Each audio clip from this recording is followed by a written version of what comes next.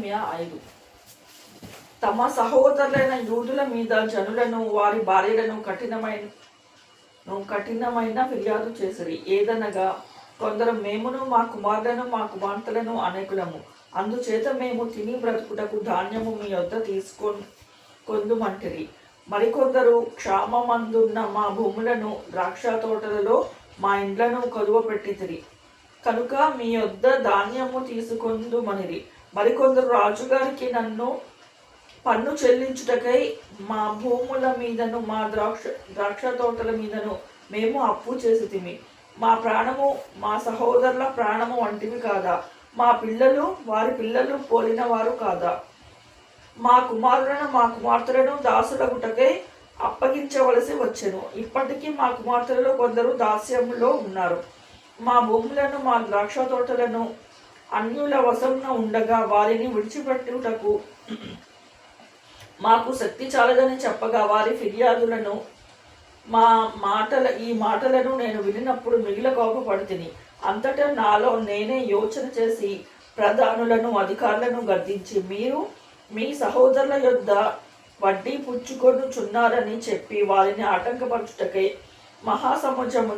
సమాజమును సమకూర్చి అన్యులకు అమ్మబడిన మా సహోదరులైన యూదులను మా శక్తి కొలది మేము విడిపించితిమి. మీరు మీ సహోదరులను అమ్ముదురా?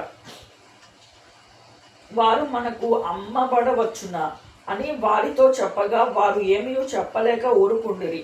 మరియు నేను మీరు చేయున్నది మంచిది కాదు.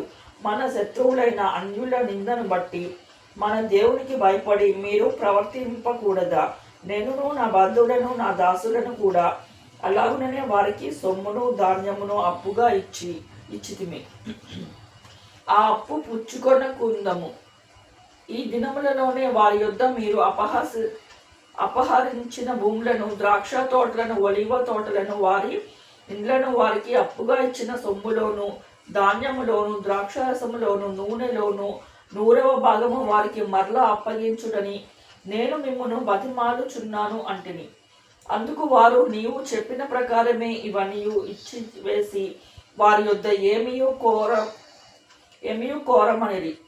అంతటా నేను యాజకులను పిలిచి ఈ వాగ్దాన ప్రకారము జరిగించుటకు వారి చేత ప్రమాణము చేయించితిని. మరియు నేను నా బోడిని దులిపి ఈ ప్రకారమే దేవుడు ఈ వాగ్దానము నెరవేర్చని ప్రతివానికి తన ఇంటిలో ఉండకయు తన పని ముగింపకయు ఉండనట్లు దులిపివేయును. ఇటువలే వాడు దులిపివేయబడి ఏమీ లేనివాడుగా చేయబడునుగాకని చెప్పగా సమాజకులందరూ అలాగున కలుగునుగాక అని చెప్పి యెహోవాను స్తుతించిరి.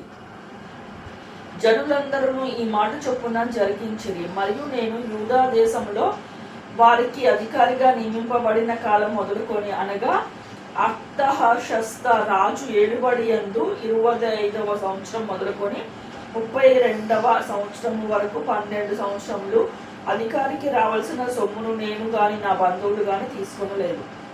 అయితే నాకు ముందుగా ఉండిన అధికారులను జనుల యొద్ద నుండి ఆహారమును ద్రాక్షారసమును 40 తులముల వెండిని తీసుకొనుచు వచ్చిరి. వారి పనివారు సహా జనుల మీద భారము మోపుచూ వచ్చిరి. అయితే దేవుని భయము చేత నేను అలాగున చేయలేదు. ఇదియుగాక నేను ఈ గొడవని చేయగా నా పనివారు పని చేయుచూ వచ్చిరి. భూమి సంపాదించుకొనిన వారము కాము. నా భోజనపు బల్ల యొద్ద మా చుట్టూ ఉన్న అన్యజనులలో నుండి వచ్చిన వారు గాక యూదులను అధికారులను 150 మంది కూర్చొని ఉండిరి. నా నిమిత్తము ప్రతిదినము ఒక ఎద్దును శ్రేష్టమైన 6 గొర్రెలను సిద్ధము చేయబడెను. ఇవియుగాక కోళ్లను 10 రోజులకు ఒక మారు నానా విధములైన ద్రాక్షారసములను సిద్ధము చేసి తిని. ఈ ప్రకారముగా చేసినను ఈ జనుల దాసత్వము బహు కఠినముగా ఉండినందున అధికారికి రావలసిన సొమ్మును నేను ఆపేక్షించలేదు. నా దేవా, నా జనులకు నేను చేసిన సకలమైన ఉపకారములను బట్టి నాకు మేలు కలుగునట్లుగా నన్ను దృష్టించుము.